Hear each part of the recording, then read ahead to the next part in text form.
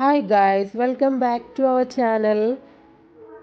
ഇന്നൊരു wardrobe organisation video ആണ് ഞാൻ കാണിക്കുന്നത്. ഓർഗനൈസേഷൻ എന്ന് പറയുമ്പോൾ തന്നെ ഒരുപാട് മെനക്കെട്ട ഒരു പരിപാടിയാണ്. ബട്ട് അതിന് അതിൻ്റെതായ ഒരു ബെനഫിറ്റ് ഉണ്ട്. അപ്പോൾ എൻ്റെ വീഡിയോ ഒന്ന് സ്കിപ്പ് ചെയ്യാതെ എല്ലാവരും ഒന്ന് കാണുക. എൻ്റെ വീഡിയോ ഇഷ്ടപ്പെടുവാണെങ്കിൽ എന്നെ ഒന്ന് സപ്പോർട്ട് ചെയ്യുക, സബ്സ്ക്രൈബ് ചെയ്യുക.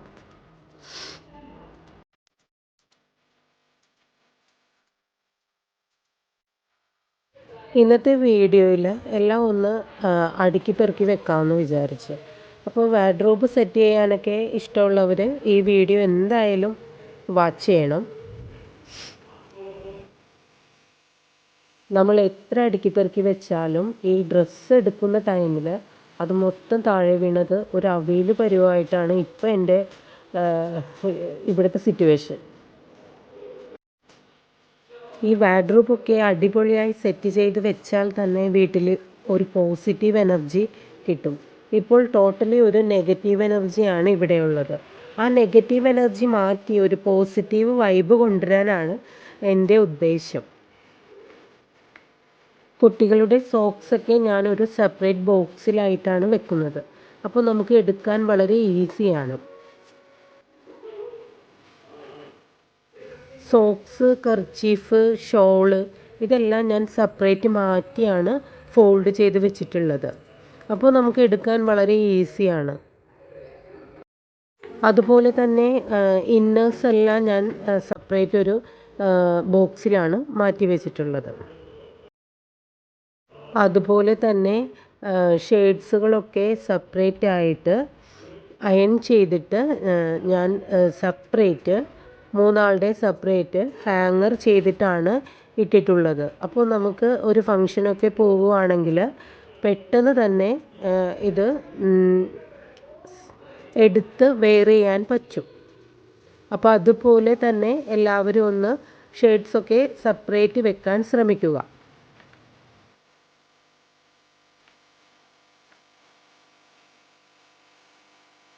അതുപോലെ തന്നെ കുട്ടികളുടെ യൂണിഫോമും ഞാൻ സെപ്പറേറ്റ് ആയിട്ടാണ് വെച്ചിട്ടുള്ളത്. അപ്പോൾ അത് വളരെ ഇമ്പോർട്ടൻ്റ് ആണ്.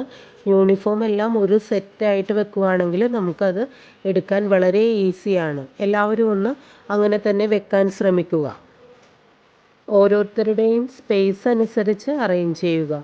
പലരുടെയും സ്പേസസ് ഡിഫറെൻ്റ് ആയിരിക്കും. ചിലവരുടെ വലിയ സ്പേസസ് ആയിരിക്കും, ചിലവരുടെ ചെറുതായിരിക്കും. അപ്പോൾ അതനുസരിച്ച് നമ്മൾ അറേഞ്ച് ചെയ്ത് വെച്ചാൽ മതിയാകും. അങ്ങനെയാവുമ്പോൾ നമുക്ക് എടുക്കാൻ വളരെ എളുപ്പമായിരിക്കും. എൻ്റെ ചുരിദാർ സെറ്റുകളെല്ലാം ഞാൻ സെറ്റായിട്ടാണ് അറേഞ്ച് ചെയ്ത് വെച്ചിട്ടുള്ളത്. അതുകൊണ്ട് തന്നെ അത് എടുക്കാൻ വളരെ ഈസിയാണ്. പിന്നെ ഞാനിപ്പോൾ ഇത് സെറ്റ് ചെയ്യുമ്പോൾ എനിക്കൊരു ഗുണമുണ്ടായെന്ന് വെച്ചാൽ എൻ്റെ യൂസ് ചെയ്യാത്തതെല്ലാം എനിക്ക് മാറ്റി വയ്ക്കാൻ സാധിച്ചു. അതുപോലെ തന്നെ കുർത്താസൊക്കെ ഓൾട്ടർ ചെയ്യാനുള്ളതൊക്കെ ഉണ്ടായിരുന്നു. അതെല്ലാം ഞാൻ എടുത്തിട്ട് ഓൾട്ടർ ചെയ്യാൻ മാറ്റി വെച്ചിട്ടുണ്ട്. സാരീസൊക്കെ ഞാൻ സെപ്പറേറ്റ് ഹാങ് ചെയ്ത് വെച്ചിട്ടുണ്ട്. കുർത്താസ് വേറെയും ചുരിദാർ സെറ്റുകളും വേറെ ആയിട്ട് ഞാൻ അറേഞ്ച് ചെയ്ത് വെച്ചിട്ടുണ്ട്. അത് എല്ലാവരുടെയും സ്പേസ് അനുസരിച്ച് അറേഞ്ച് ചെയ്യുക. അതുപോലെ തന്നെ ഭയങ്കര മടുപ്പുള്ളൊരു ജോലിയാണ് കേട്ടോ.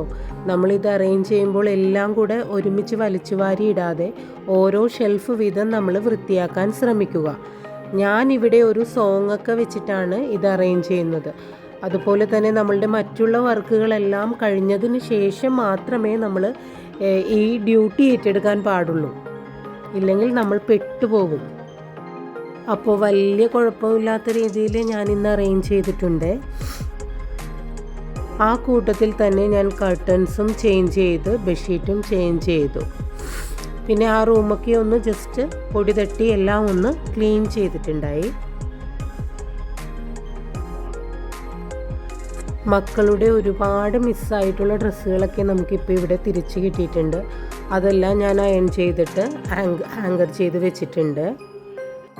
അങ്ങനെ ഇന്നത്തെ എൻ്റെ ഡ്യൂട്ടി ഇവിടെ കഴിഞ്ഞിട്ടുണ്ട്. ഞാൻ നന്നായിട്ട് ടയേർഡായിട്ടുണ്ടായിരുന്നേ. അപ്പോൾ ഞാൻ കുറച്ച് ഫ്രൂട്ട്സ് കഴിക്കാമെന്ന് വിചാരിച്ചു. വേറെ ഒന്നും ഇവിടെ ഉണ്ടായിരുന്നില്ല.